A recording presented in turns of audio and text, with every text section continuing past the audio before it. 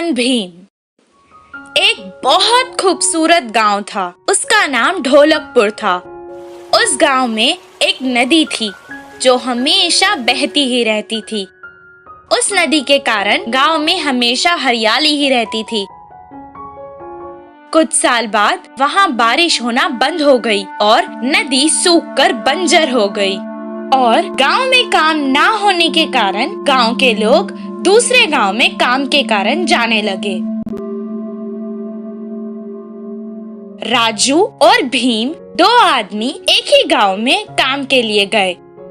राजू बहुत अक्लमंद था और भीम जैसा उसका नाम वैसे ही वो बहुत शक्तिशाली था। वो आराम से कितना भी भार हो उठा सकता था। उस गांव में एक बहुत बड़ा लकड़ियों का व्यापारी रहा करता था।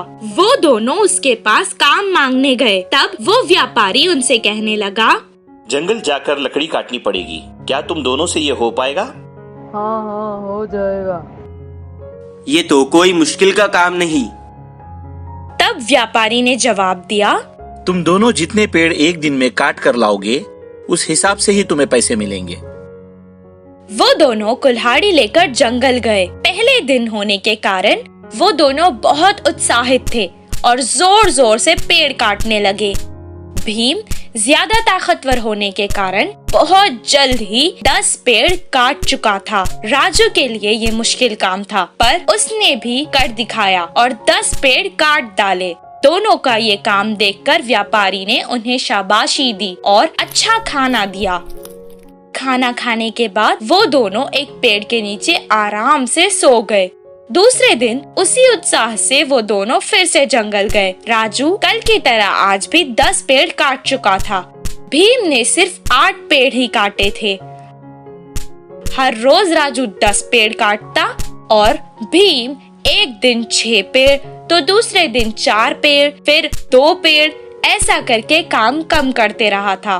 तब भीम खुद से कहने लगा, क्या हो गया है मुझे? क्या पेड़ काटने की वजह से मेरी ताकत कम हो गई है?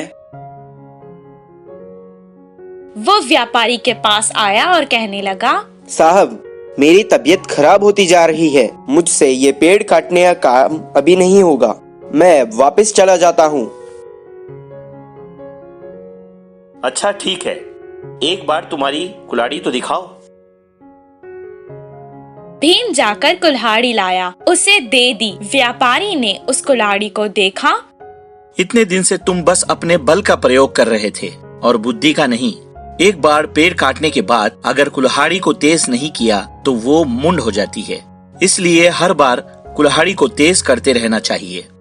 राम ने अपनी बुद्धि का इस्तेमाल किया और इसलिए वो इतनी कम मेहनत करके भी ज्यादा कमा रहा है। तुम इतनी छोटी बात नहीं समझ पाए। देखो भीम, हमें बल के साथ साथ अपनी बुद्धि का भी इस्तेमाल करना चाहिए।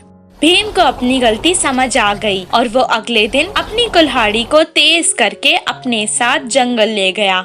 जैसे पहले दिन उत्साह से उसने पेड़ काटे, उतने ही उत्साह से उस दिन भी काम करने लगा। बुद्धिमान राम की तरह उसने भी बुद्धि का इस्तेमाल किया और इसीलिए उसे बहुत ज्यादा फायदा हुआ। इस कहानी से हमें ये शिक्षा मिलती है कि हमें अपने बल के साथ साथ अपनी बुद्धि का भी इस्तेमाल करना चाहिए।